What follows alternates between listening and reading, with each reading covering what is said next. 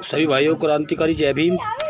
और जो भाई मेरे अभी वीडियो को देख रहे हैं, मैं सभी भाइयों से हाथ जोड़कर रिक्वेस्ट करता हूं कि मेरी वीडियो को ज़्यादा से ज़्यादा शेयर करें और मुझे इंसाफ दिलवाए, क्योंकि मेरे परिवार के तीन लोगों को गोली मारकर हत्या कर दी गई है, लेकिन वे बदमाश अब फिर खुली धमकी दे रहे हैं।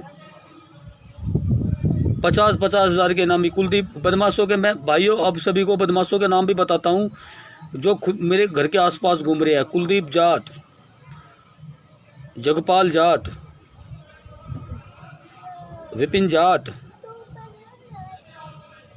अतुल जाट, संदीप जाट, जो तीन मर्डर करने के बावजूद भी मेरे भाइयों मेरे घर के आसपास घूम रहे हैं। पता नहीं कौन वे बदमाश क्या घटना कर दे। मैं सभी भाइयों से हाथ जोड़कर रिक्वेस्ट कर रहा हूं, जो भी भाई मेरी वीडियो को देख रहे हैं, और मैं सभी भाइयों को बताना चाहता हूं, अगर मेरे और मेरे परिवार में कोई वारदात हो जाए तो मेरे भाइयों मुझे आप इंसाफ जरूर दिलवा देना। मैं सभी भाइयों से हाथ जोड़ के रिक्वेस्ट कर रहा हूं, अगर उन बदमाशों ने मुझे मार दिया तो मेरे भाइयों आप मुझे इंसाफ जरूर दिलवा देना। मेरी माता को भी पुलिस सुरक्षा के बीच ही मारा था उन बदमाशों ने। मेरे यहाँ से का पुलिस प्रोडक्शन लगा हुआ है, लेकिन वे बदमाश पुलिस का भी खौफ नहीं मान रहे। 50-50 हज़ार के इनामी बदमाश है कुलदीप जाट, जो अपने आप को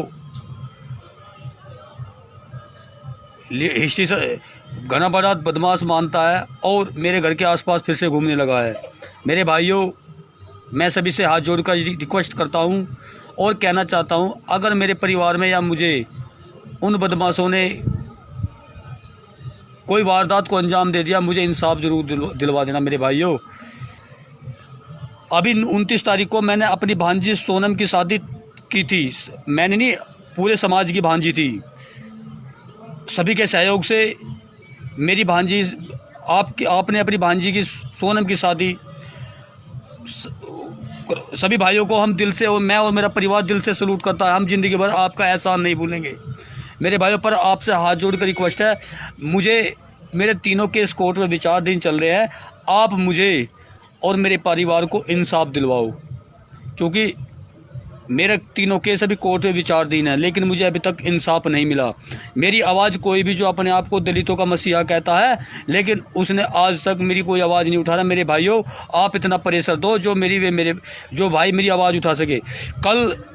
कल चंद्रशेखर भाई मुझे कम से कम 2 साल से आश्वासन देते आ रहे थे, चंद्रशेखर भाई 2 साल से, कि मैं मेरठ आऊँगा, मीतन भाई से मिलकर जरूर आऊँगा, लेकिन मेरे से 5-10 किलोमीटर की दूरी से ही वे वापसी चले गए।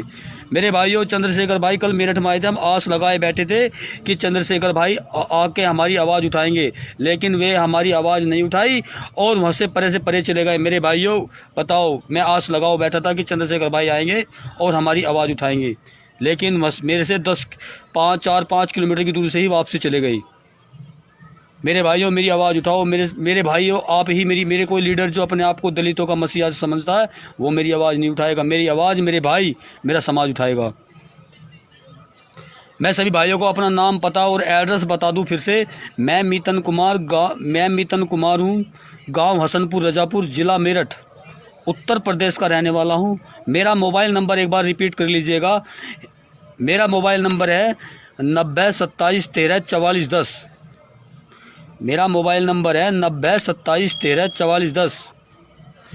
मेरे भाइयों, मेरे कुछ समाज के लोग हैं, वे फैसले का भी मुझे दबाव या प्रेशर दे रहे हैं कि 1 करोड़ रुपए 2 करोड़ रुपए का फैसला देने का आश्वासन दे रहे हैं। मेरे भाइयों, मुझे बिकवाना चाहते हैं, लेकिन हमने भी कह दी, हमें मरना मंजूर है, झुकना मंजूर नहीं, ना हमें बिकना मंजूर है। जो मेरे समाज के लोग मुझे बिकवाने का काम कर रहे हैं।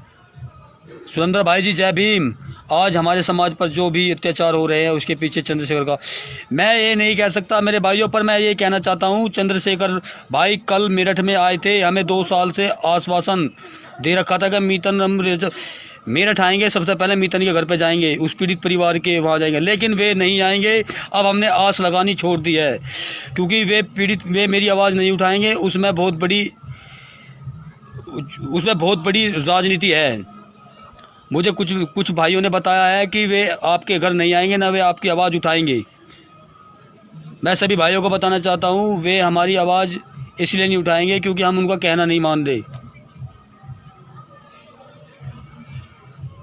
क्योंकि उनके ही कुछ लोगों ने मेरा मेरा समझौता करवाने का मुझे उनके ही कुछ लोग समझौते का दबाव दिलवा रहे हैं मेरे पे, जो मुझे सभी भाइयों ने बताया कि मैं इसलिए ही आपकी आवाज़ नहीं उठाई, क्योंकि जो 2 साल से मुझे आश्वासन दे रखा था, लेकिन वे मेरे से 5-6 किलोमीटर की दूरी से ही चले गए, लेकिन मेरे पास नहीं आए। क्यों नहीं आए? क्योंकि मैं पीड़ित हूँ। मेरे परिवार में 3 लोगों को गोली मारकर हत्या कर दी गई है, इसलिए वे मेरी आवाज़ नहीं उठाएंगे। मैं सभी भाइयों को बताना चाहता हूँ, वे बदमाश हमारे समाज की बहन बेटियों के साथ छेड़खानी करते थे। इसका हमने विरोध किया तो उन्होंने मेरे परिवार के 3 लोगों को गोली मारकर हत्या कर दी गई। लेकिन मैं अभी उनसे ना मैं डरा हूँ, ना मैं उनसे झुका हूँ, ना उनसे मैं बिका हूँ, ना मैं उनसे संघर्ष जारी है। वे मुझे सभी केसों में जसमदीद गवाह अकेला मैं ही बचा हूँ। 3 के सभी मुकदमे मेरे ऊपर डिपेंड है। मैं सभी वे मुझे मारने की फिराक में हैं और मेरा कोई आमदनी का साधन नहीं है। मैं पुलिस सुरक्षा में घर में कैद हूँ।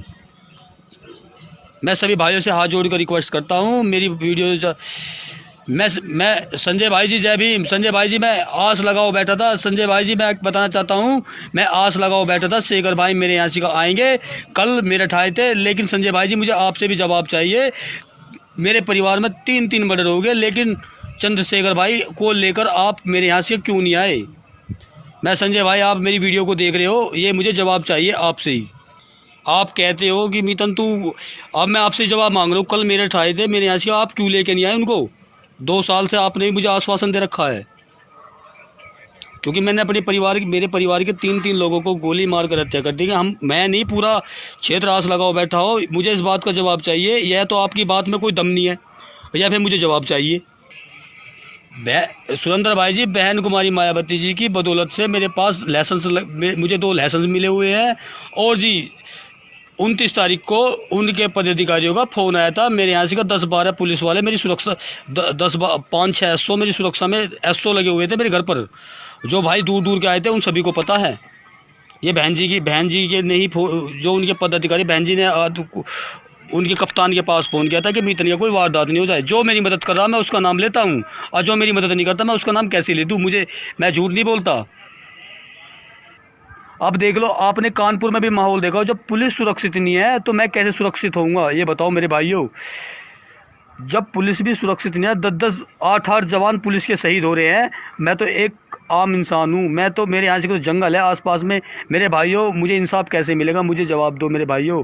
ऐसा काम करो मेरे भाइयों जो मुझे इंसाफ मिल जाए, क्योंकि रात की घटना देख के जो कानपुर में हुआ, मुझे बहुत घबराहट हो रही है। लेकिन हमने फिर भी कह दिया, मरेंगे तो मेरा समाज मेरी साथ है। मुझे इंसाफ जरूर दिलवा करेगा, क्योंकि मेरी कोर्ट में गवाही संपूर्ण हो चुकी है। क्योंकि ना मैं उनसे डरा हूँ, ना मैं उनसे झुका हूँ, ना मैं उनसे बिका हूँ। मैंने उनसे कह दी, ऐसा कोई पैसा नहीं बना जो मितन को खरीद ले। मुझे बाबा साहब के संविधान पर विश्वास है। मैं सच्चा एक अम्बेडकरवादी हूँ। मुझे बाबा साहब के संविधान पर विश्वास है। उन्हें सज़ा ज़रूर मिलेगी। मुझे रवि भाई जी, मुझे बहन जी ने ये कहा था, रवि भाई जी मैं आपको बताता हूँ, बहन जी ने मुझे ये कहा था, मितन आप बाबा साहब के संविधान पर विश्वास रखो।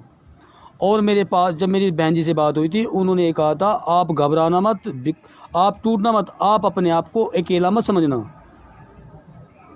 मुझे बहन जी ने आश्वासन दिया था।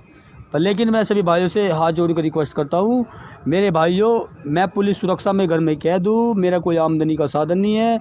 मेरे भाइयों, मेरी आवाज़ उठाओ। मेरे भाइयों, मेरी मदद करो। अब मैं अपनी वाणी को यहीं विराम करता हूँ। सभी भाइयों को क्रांतिकारी जय भीम, नीला सलाम।